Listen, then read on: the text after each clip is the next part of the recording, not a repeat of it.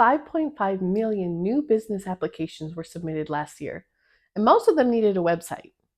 If you're among the literal millions of business owners in the US, you're probably wanting a website for your business too.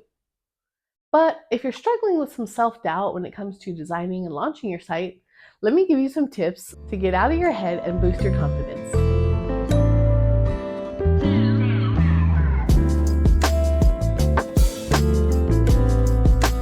Hey guys, welcome back. If you don't know me, my name is Renita. I'm a website designer who loves teaching people about Squarespace and web design, and I'm the creator behind Gold Standard Design. If you're a creator, blogger, podcaster, or solopreneur looking to dive into the world of Squarespace or web design, I got you covered. All right, so you're here because you've probably been wanting to build yourself a website for a while now. And maybe you even started a couple times, but just never quite pulled the trigger on launching it. Why? Well, I'm guessing you got caught in the emotional spiral trap. Don't feel bad, we've all been there. What do I mean by emotional spiral? Well, you've probably been struggling on some level with some big feelings. Things like, I don't know what I'm doing, and I definitely don't know enough to be doing this, and what if this doesn't work and my business fails? First of all, stop. All this negative self-talk is not going to help you achieve your goals, and it's sucking the creative juices right out of you. Look, first of all, no one knows what they're doing at first. Second, lack of knowledge is easily solved with research, my friend. And third, the only way to guarantee your business will fail is to stop trying. Now, I'll be the first to admit, I'm not super into the negative and positive self-talk stuff, like affirmations and things like that. But I can confirm that if your brain is programmed to automatically think the worst about every situation, you will be looking for the worst possibilities and outcomes. Similarly, if your brain is programmed to automatically think the best about every situation, you'll be looking for the best possibilities and outcomes. This is something known as confirmation bias. Confirmation bias is defined as people's tendency to process information by looking for or interpreting information that is consistent with their existing beliefs. This biased approach to decision-making is largely unintentional, and it results in the person ignoring information that is inconsistent with their beliefs. Unfortunately, our brains are often in confirmation bias mode by default. It takes active work to look for relevant information that doesn't already support our outlook or beliefs, which means you will have to put in some effort to change that negative, doubting mentality. So, how do we do this? We use hard data and facts to overcome emotion. One of my favorite YouTubers, Caleb Hammer, he runs a financial audit show where he helps people make better decisions with their money and get out of debt. He often talks about how the numbers don't lie when his guests try to justify or explain away their unnecessary spending.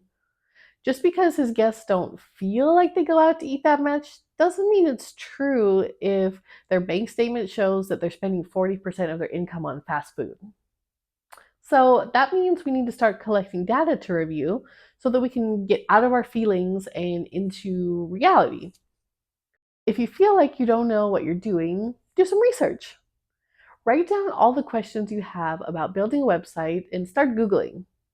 You can also search YouTube for some tutorials or how to explainer videos on specific things. After doing your research, you're going to outline a plan of action and implement it. So maybe for step 1, you want to write down all your top navigation titles. Then step 2 is planning out your copy for each page. And step 3 could be gathering your pictures and images. Now, the final step, and this is key, is to actually launch your site. I know, this might sound scary, but please hear me when I say that done is better than perfect. Because let's face it, a draft website that sits unpublished will never make you a single sale. It will cause you more grief sitting there as an unfinished item on your to-do list than it will as a less than perfect but published version. And can I let you in on a little secret? You can always continue tweaking and editing. And trust me, you will continue tweaking and editing. Just embrace the reality that your website will never be fully 100% done. And if you ever feel like it is, that feeling won't last long. There will always be one more thing to add or revise or delete altogether. So really, don't stress too much about having it perfect before you hit publish, okay? Okay, once you've completed all the steps in your plan, you're going to gather data and review. Now, this could be as simple as sending your website to a web design Facebook group for review or having another business friend look it over.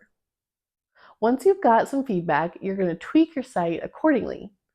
The key here is to treat your site and really your business like an experiment. So, an experiment, we make a hypothesis, that's our plan, execute the experiment, implement the plan, and present your findings, which is collecting and interpreting data. Look at what's working well to achieve your goals and what's not working so well. Then change the things that aren't working well and repeat.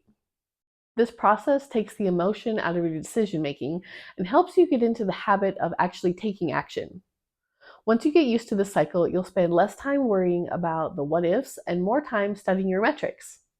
Equally as important as studying your metrics is replacing your negative self-talk with positive self-talk. Remember how we talked about confirmation bias and how it affects the way we interpret information? Well, my friend, that means we need to change your internal dialogue so that you can more easily accept new information. If you're only focusing on the negative all the time, you won't be able to see solutions to those problems. Use the data and facts you gather to reassure yourself and give yourself a pat on the back for the things that are going well.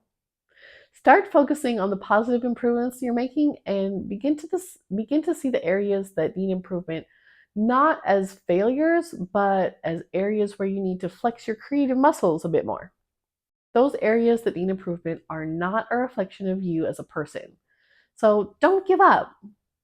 Thomas Edison is said to have made between 1,000 and 2,774 attempts before he was successful at creating the light bulb.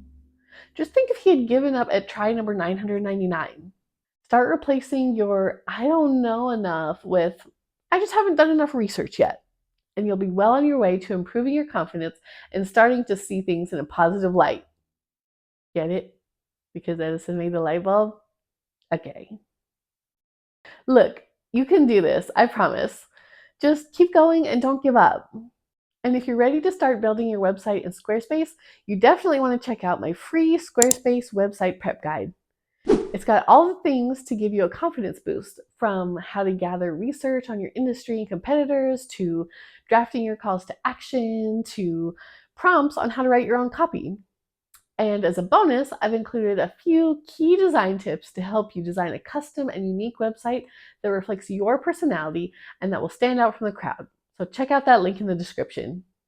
If you're wanting to design a website that's more modern and less meh, then check out this video on the top web design trends to hop on right now, and a few to avoid. If you found any of this helpful, don't forget to like, share, and subscribe for more web design tips and tricks, and let me know in the comments what other things you're interested in learning about Squarespace, websites, or online business. Thanks for watching, and I'll see you in the next one. Bye!